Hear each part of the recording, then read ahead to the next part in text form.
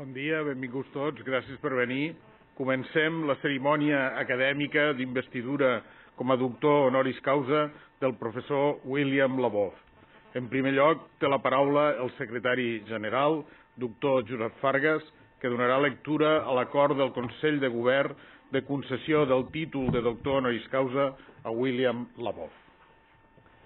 El Consell de Govern, en la sessió del 14 de desembre del 2011, i a proposta del Departament de Traducció i Ciències del Llenguatge, de la Facultat de Traducció i Interpretació i de l'Institut Universitari de Linguística Aplicada, acorda concedir el títol de doctor honoris causa per la Universitat Pompeu Fabra al professor William Labov per la seva brillant i dilatada trajectòria docent i investigadora en l'àmbit de la lingüística, que l'ha convertit en un dels principals noms de referència mundials en aquest camp del coneixement i pel mèrit de ser considerat el fundador de la sociolingüística variacionista o quantitativa. Moltes gràcies, professor Fargas. A continuació, prego al padrí del doctorand, el doctor Enric Vallduví, que vagi a buscar-lo i l'acompanyi fins al lloc que ocuparà l'auditori.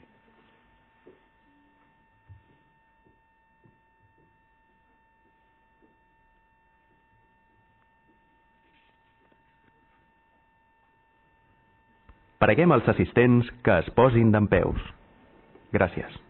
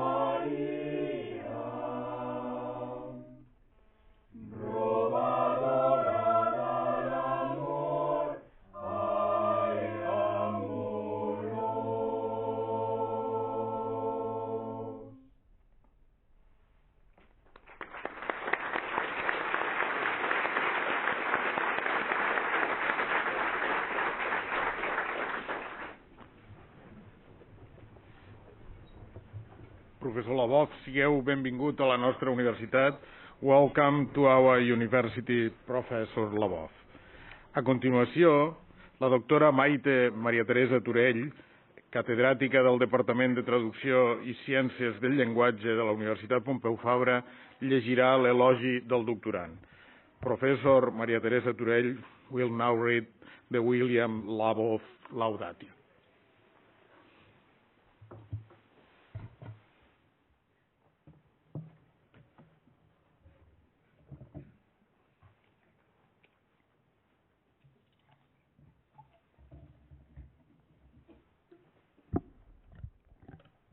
Rector magnífic, il·lustríssims representants d'aquesta universitat, benvolguts membres de la comunitat universitària, professors, personal d'administració i serveis i estudiants, senyores i senyors, dear Bill, dear Gillian.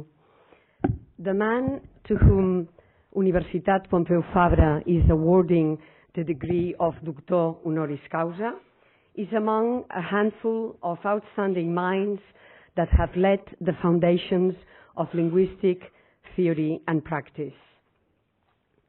We honor him today not just for his brilliant research task during more than 50 years, but also because he has been the proponent of a new way of looking at language, linguistic analysis and method, and linguistic change, thus contributing to a general theory of language still pending. The second half of the 20th century, during which, for the most part, Labov was working, witnessed a scholarly and scientific tradition that involves a quite remarkable fragmentation of knowledge, seen as the due toll to be paid for the scientific development and which demanded specialization. For decades, this specialization led sciences to having to live back to back, although during the last 2 decades of the 20th century, an effort was made to try to overcome this situation. Moreover, this effort was renewed at the turn of the new millennium, and since then, social scientists have witnessed a need to develop interdisciplinary and intradisciplinary models and methods. In this sense, Labov is a visionary of his time. His years of work as an industrial chemist helped him anticipate himself to his times and become an example of interdisciplinary scientific approach and focus, thus bridging communication between linguistics and other social sciences. If I were to say that in developing a theory of language change and variation, Labov has indeed proposed a social approach to and a sociolinguistic model of language, he himself and many of you in this room would be frowning upon this statement. The fact is that Labov has always resisted the term sociolinguistics because by using it, it seems as if there could be linguistic theorization which is not social. And at the same time, he has insisted in using it because a merely formal linguistic model has proven insufficient to reach a general theory of language. A retrospective look at the Labovian model of sociolinguistic variation involves referring to 3 seminal works in variationist literature. On the one hand, the collective chapter by Weinreich, Labov, and Herzog, Empirical Foundations for a Theory of Language Change, which involved a formulation of several principles that framed the empirical foundations of a theory of language change, followed some years later by Building on Empirical Foundations, where Labov evaluated how the building of these foundations stepped forward. On the other hand, Labov's monograph, What is a Linguistic Fact?, where he questioned the introspective method used by generativists and emphasized the need to observe spontaneous speech in linguistic analysis. These 3 works are at the basis of Labov's proposal to integrate linguistic variation, the greatest bugaboo of neo-grammarians, within a theory of language change. However, it is probably the book What is a Linguistic Fact that best reflects Labov's outstanding efforts to accommodate the existence of language variation to the diachronic study of languages. Labov's influence on today's linguistic research and practice is international. His model of linguistic change and variation is acknowledged not only by linguists, but also by sociologists, linguistic anthropologists, and discourse analysts. Throughout his academic and research life as a linguist, William Labov has been awarded many prizes and distinctions: the Leonard Bloomfield Award by the Linguistic Society of America, the David Russell Award for Distinguished Research in English, the Guggenheim Fellowship in 2 different periods, doctorates honoris causa by Uppsala University, Université de Liège, the University of York, the University of Edinburgh, and Université de Paris X, Nanterre. He's a member of several academies in the United States, such as the National Academy of Arts and Sciences and the National Academy of Sciences, and fellow of the American Association for the Advance of Science. On the theoretical and epistemological axis, Labov's most important contribution to linguistics has been to prove that variation is a significant linguistic fact, vis-à-vis the resistance of some linguistic schools to acknowledge this variation. On the methodological axis, his ongoing rigorous research has allowed him to confirm over and over again that precision of method is needed for the observation of an individual's most spontaneous speech variety, the vernacular, and also that some principles of quantitative reasoning are required to go, and I quote, from measuring the surface linguistic changes to proposing the principles that cause them, end of quote. I think that the best way to grasp Labov's outstanding contribution to linguistics and other social sciences is by reviewing his most important theoretical and methodological findings and proposals. Let me mention some of them. Labov's MA thesis, The Study of Martha's Vineyard Speech by Using Acoustic and Auditory Measurements, showed the emergence of a variable of sound change as a symbol of social identity. Through the study of our social and stylistic stratification in the Lower East Side of New York City by eliciting narratives, Labov proposed a new view of urban speech, from chaotic to orderly heterogeneous, accounted for speech community stratification and degree of social mobility, and showed how language change moves through the social system, leading to a new paradigm in sociolinguistic theory. These findings appeared in his PhD dissertation and in his books, The Social Stratification of New York City and Narrative Analysis, co-authored with Joshua Waletsky.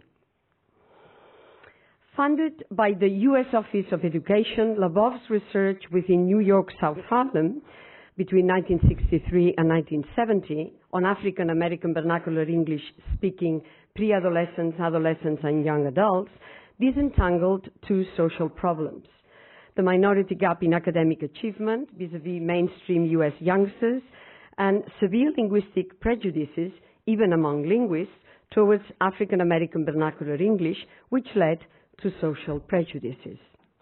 This research also showed that language variation is controlled by internal linguistic factors, as observed in the behavior of to be as a lexical verb and as an auxiliary in this vernacular, and that there are systematic patterns of copular deletion that show that this vernacular has the same uniform grammar across the United States. Most importantly, the methods used by the linguists and African American field workers involved in this project help them to come close to solving the observer's paradox, that is, observing people when they are not being observed. Publications derived from this research include the study of non-standard English, the language in the inner city, studies in Black English vernacular, and sociolinguistic patterns.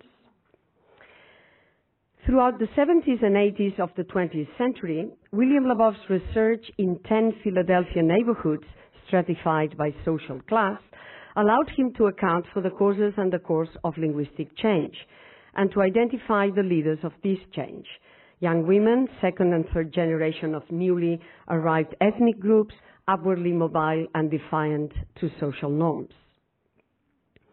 A thorough study of short A and diphthong O by using the sociometric network method, which considered parameters such as inside and outside context, social mobility, and generations of the ethnic group under defiant social norms, enabled him to hypothesize the curvilinear pattern, according to which internal linguistic change initiates in the group centrally located in the social scale, upper working class and lower middle class, and not in the highest or lowest groups. Along these 50 years of variationist historiography, this curvilinear pattern has been tested in many communities and for many languages, and it has been confirmed in most of them.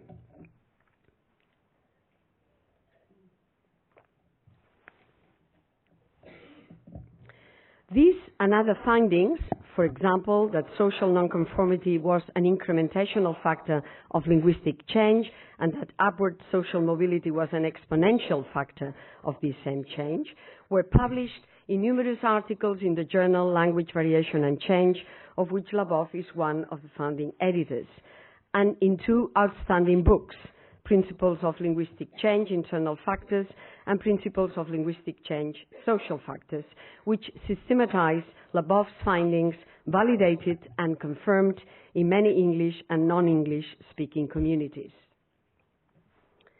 The project on cross-dialectal comprehension, conducted by Labov and some of his associates in several US big cities, reveals that there were and there are radical differences, dialectal differences, which affected and affect people's comprehension of each other.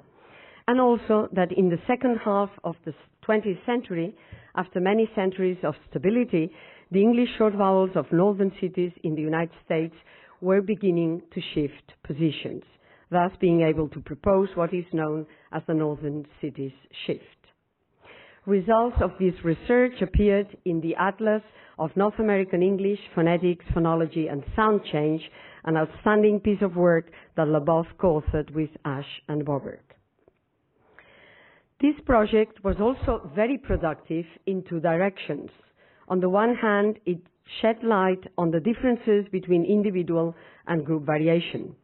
It is well known that Labov's view of language is community-based. Individuals belonging to a speech community are outspeakers of their community norms, so that their vernacular, in Labov's own words, I quote, is archetypical of their speech community, end of quote.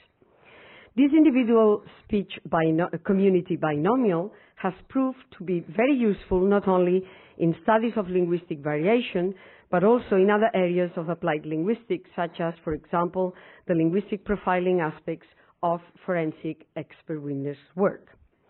On the other hand, the results derived from this project highlighted the nature of sound shifts, in that they are not isolated. Rather, according to Labov, quote, changes are locked into a tight structure in which one change triggers another in rotation, end of quote. Another major contribution of Labov's, worded in Principles of Linguistic Change, Cognitive and Cultural Factors, is to have accounted for the origins, principles, and forces behind linguistic change by examining the cognitive and cultural influences responsible for this change, demonstrating under what conditions dialect divergence is favored, and establishing an essential distinction between change transmission within the speech community and diffusion across communities. Other outstanding contributions to the study of sociolinguistic variation and language change derive from the quantitative reasoning that Labov has proposed for the linguistic analysis of language variation and change. The definition of the linguistic variable, the dependent variable, as well as its discreteness, and the location of the constraints on that variable, the independent variables. The exploration of single dimension and multiple dimensions of variation by the binary and multiple division of these linguistic and social facts. The use of multivariate analysis to show the simultaneous effect of all relevant independent variables, and the use of cross-tabulation to give a more refined view of the distribution of the data and the degree of independence of intersecting variables. The establishment of stable sociolinguistic variables, changes from above, changes from below, inferences on the independence and interaction of independent variables or factors, and, for example, the analysis of apparent and real time. As early as 1975, in his seminal work, What is a Linguistic Fact?, Labov advocated for the need to account on general linguistic principles which would be at the basis of the linguists' agreement on the nature of these linguistic factors which would be acceptable in linguistic research. At the time, he also suggested that the set of propositions that would relate general findings on language variation and change would deserve to be called a general theory of language change and variation. After considering the basic aim stated by this theory, that is to describe linguistic variation, the data it analyzes, an individual's most spontaneous variety, that is his or her vernacular, and the methods it applies to measure this variation, observation, description, explanation, all leading to theoretical and methodological principles, it can be stated that Labov's model is, without any doubt, theory building. In the last years, as a member of the National Academy of Sciences, Labov was appointed to a committee called Preventing Reading Difficulties Among Young Children. Over a period of 10 years, he has developed an in-school training program known as the Reading Road, which is addressed to undergraduate tutors of struggling readers and whose main aim is to try to help overcome the minority gap in reading achievement in the United States. Through his involvement in this project, Labov has taught us that apart from helping linguists to formalize language as the human capacity that makes living beings human, linguistics can be successfully operational in social problem-based programs. By conferring this honorary doctorate upon Professor William Labov, Universitat Pompeu Fabra is acknowledging not only his rigor in developing quantitative sociolinguistics, but also his capacity for motivating students and scholars who have been trained by his leadership and mastership in laying the foundations of this powerful linguistic paradigm, and who, although not mentioned in this laudatio, have undoubtedly contributed to the consolidation of this paradigm. Universitat Pompeu Fabra is expressing its recognition for Labov's capacity for reinforcing interdisciplinary and interdisciplinary teamwork, for sharing research findings and for fostering intellectual debates, and for conducting linguistic research that is socially useful and helpful in trying to solve community problems.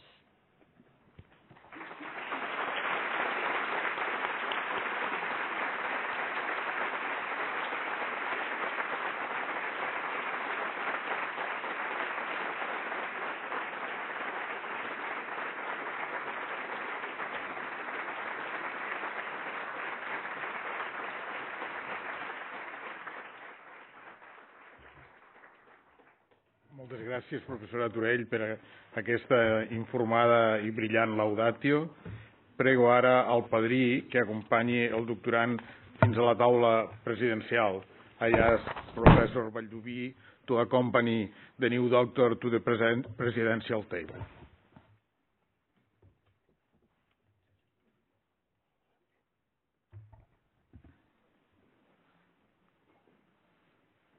Pel Consell de Govern de la Universitat Pompeu Fabra heu estat nomenat doctor honoris causa, en testimoniatge i reconeixença dels vostres rellevants mèrits.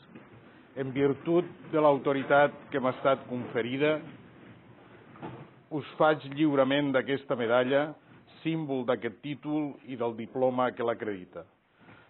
By the Board of Governors of the Universitat Pompeu Fabra, you have been nominated Doctor Honoris Causa, in testimony and recognition of your relevant merits.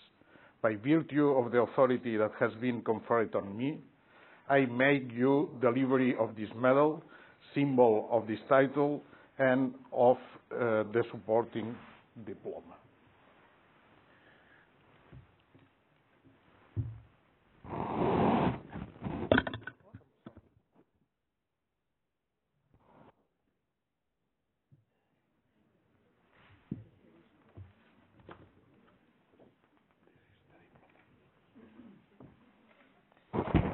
Perquè us heu incorporat a aquesta universitat, rebeu ara, en nom del seu claustre de doctors, l'abraçada de fraternitat dels qui s'honoren i es congratulen de ser els vostres germans i companys.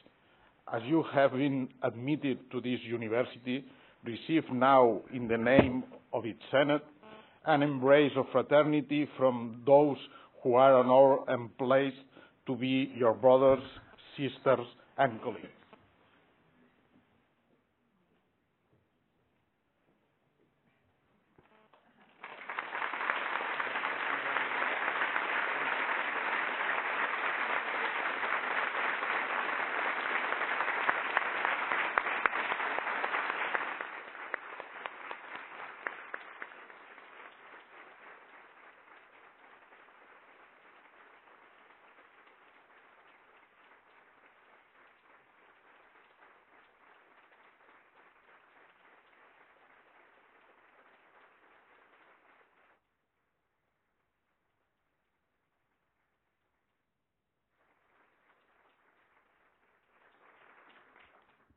Now I pass the floor to the new doctor, Professor Labov.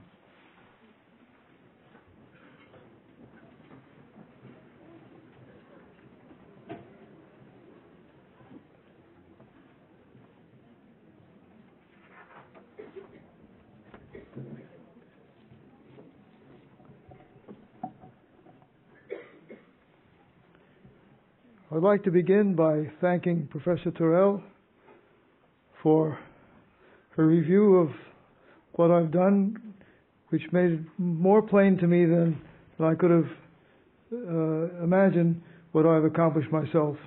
Her understanding has enriched my own understanding. In responding to the honor that you've paid me today, I'd like to explain why I'm especially grateful to receive a degree honoris causa from Pompeu Fabra University. I think I can speak for all linguists in recognizing the great achievement that has been accomplished here in less than 4 decades in restoring the Catalan language to its rightful place as the public medium of expression in Catalonia. When I entered the field of linguistics in 1961, Catalan was an underprivileged language and Catalan speakers did not have a public voice. Though that situation has long since been rectified, the impact of the reestablishment of Catalan still resonates among linguists throughout the world. Linguists are also aware that only one among the great universities of the world is named after a member of our discipline. I like to believe that Pompeu Fabra would have approved of this award. Certainly he would have been interested to learn that my work in linguistics was preceded by a number of years as an industrial chemist, a striking parallel with his own career. Now perhaps his answer to the question, what has one got to do with the other, was not so different from what I had to say myself in an article called How I Got into Linguistics and What I Got Out of It. I reported that one benefit that I had derived from my industrial work is a firm belief in the existence of the real world. I'd like to think that Pompeu Fabra's early efforts to reform Catalan orthography were also informed by that belief. Now, my own work has been focused on linguistic developments in North America. Though these sites are geographically remote from Catalonia, the techniques I initiated have been helpful to linguists everywhere who want to build their science upon the observation of language in use in daily life. When they do so, entering the homes of the speakers of the language, engaging in interaction with them, recording their voices, they find that they have profited professionally and personally from the data they've gathered. And in so doing, they have incurred a personal obligation to pay back some of that profit to the community. In the course of my own work with the African American community, I've had occasion to formulate this as one of the principles of objectivity and commitment in linguistic science. The principle of the debt incurred. An investigator who has obtained linguistic data from members of a speech community has an obligation to make knowledge of that data available to the community when it has need of it. Now, the particular case that led to this formulation was the Black English trial in Ann Arbor, Michigan. A group of mothers of African American children had sued the school board and the state of Michigan for their failure to teach their children to read. As a result of their failure to take into account the linguistic differences between the children's home language and the English of the schoolroom. Now, I testified at that trial, drawing upon my work among African American youth in Harlem of New York City, as well as later research in Philadelphia. In my paper, The Logic of Non-Standard English, I presented evidence for the legitimacy of African American English, and in this and many subsequent articles, I've been able to get a hearing for the voices of underprivileged people whose language had been considered inferior. Now, the linguist's general goal is always the same: to give a public voice to the speakers of the language they study, so their point of view will be heard by the broader society. This extends to the study of endangered languages and the programs to support bilingual education. In research with Spanish-English bilingual children in several cities of the U.S., we've demonstrated that children who learned to read in Spanish first were better able to make use of alphabetic principles in learning to read in English later on. This research provides additional support to the evidence from many countries around the world. Bilingual education provides a language enrichment for students without detracting from their learning of other academic subjects. More generally, the methods that I initiated for the study of everyday speech have been widely recognized as a variationist approach to linguistics. When we record and carefully examine our own speech, or that of others, we find a rich array of linguistic variables defined as alternate ways of saying the same thing in terms of truth-conditional semantics. The study of the conditioning factors that determine which variants are used when and where, have led to a greater recognition of the social motivation of variation and linguistic diversity. In that way, they serve to defend all of us from the claim of prescriptive grammarians that there's only one right way to speak. The natural variation found in colloquial speech was traditionally attributed to laziness and ignorance, and the continuing process of language change which we find in every community was condemned as a moral offense against the proper use of language. Now, linguists now recognize that variation exhibits orderly heterogeneity in the speech community as a whole. The mathematical analysis of this varying behavior has shown us how speakers establish local or national identity and how they define and redefine the social distance between them and their listeners, as Professor Terrell has very clearly laid out. This close study of everyday speech reveals a rich stream of social information superimposed on that other stream of information, one dealing with times, places, and states of affairs. The study of everyday speech competes to some extent with the study of our intuitions about language. The most rapid and efficient way to learn about language is to ask yourself questions about it. Can I say this? Can I say that? But when we record what people actually do say, we find some striking differences. Now, these differences are neither overwhelming nor omnipresent, but each time they occur, we face the central question: why do we behave in a manner different from the way in which we think we should behave? This question comes to the fore whenever language changes. Our intuitions will reflect the past, while the reality of the present escapes us. The study of variation then tells us more about ourselves. It gives us a more accurate view of what we are like as human beings, as well as speakers of the language. This is the enterprise that I have engaged in for some 5 decades, and I thank you for your recognition of its interest and its value.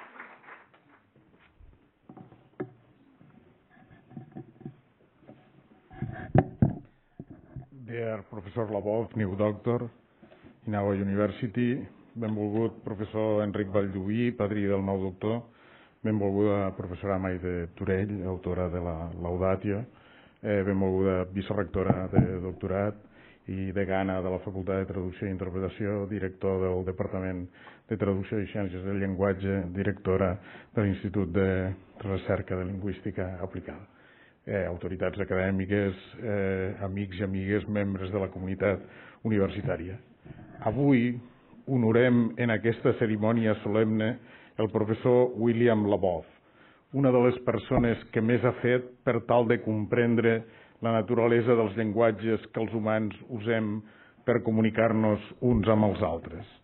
És un fet que el llenguatge humà és dinàmic.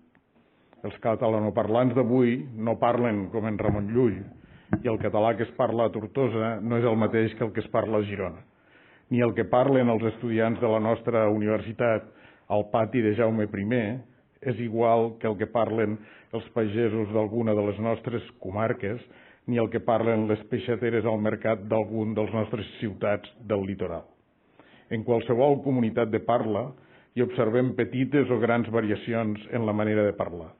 De fet, fins i tot els individus tenen un capteniment variable en la seva manera de parlar. No sempre diuen la mateixa cosa de la mateixa manera.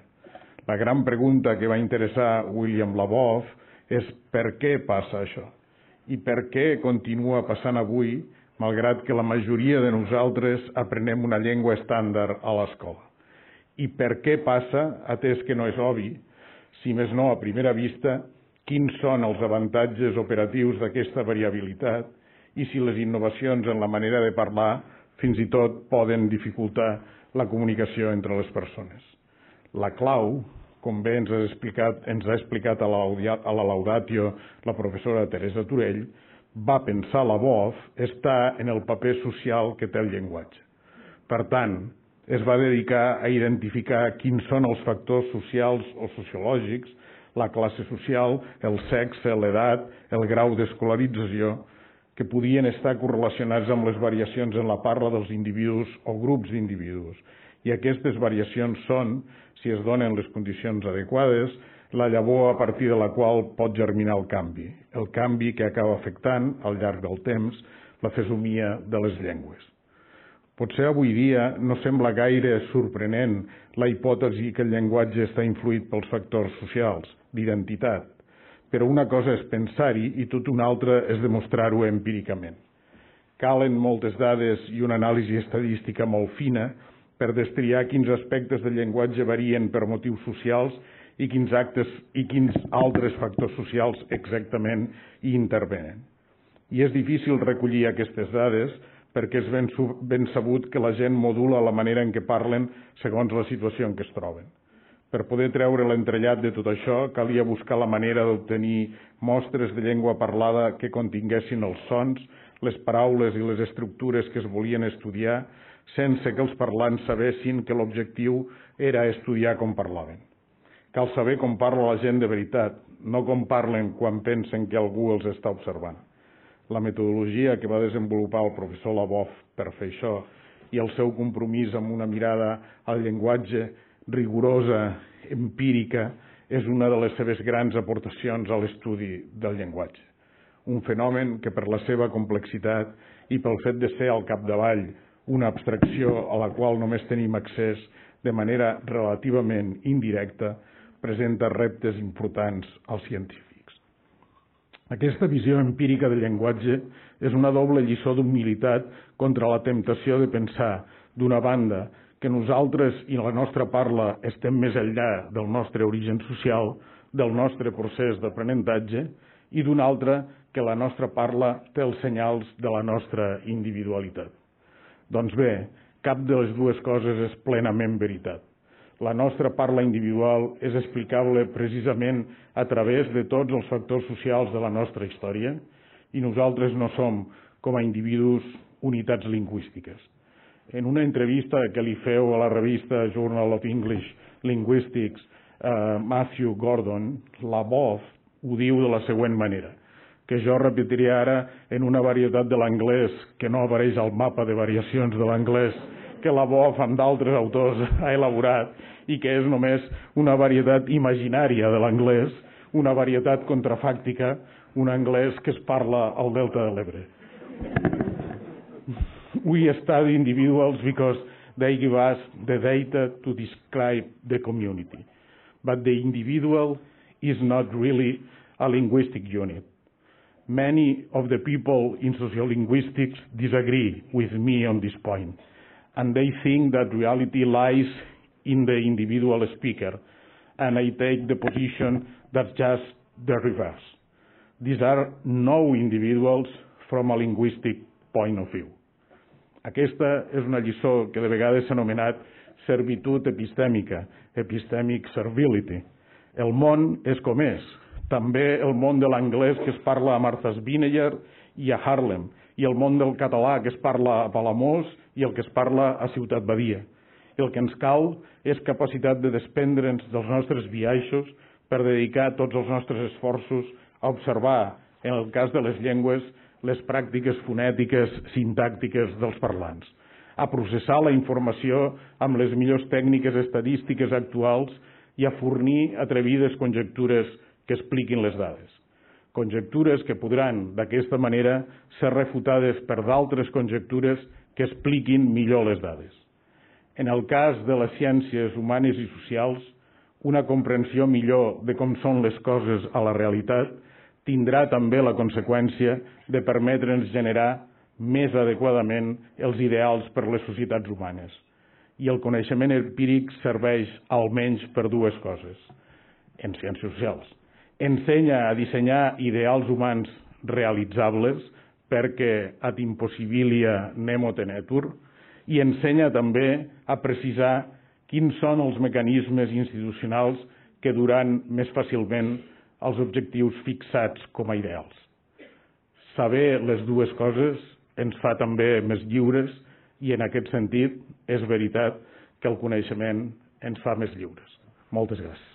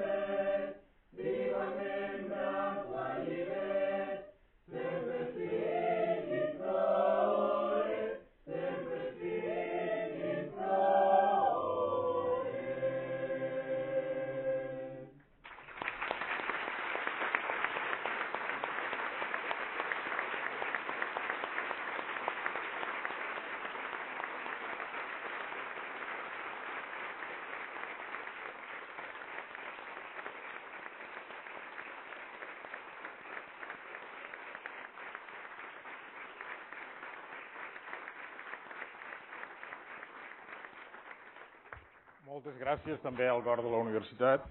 Convido ara els assistents a un aperitiu que se servirà al vestíbul de l'auditori aquí a fora. S'aixeca la sessió. The session is over.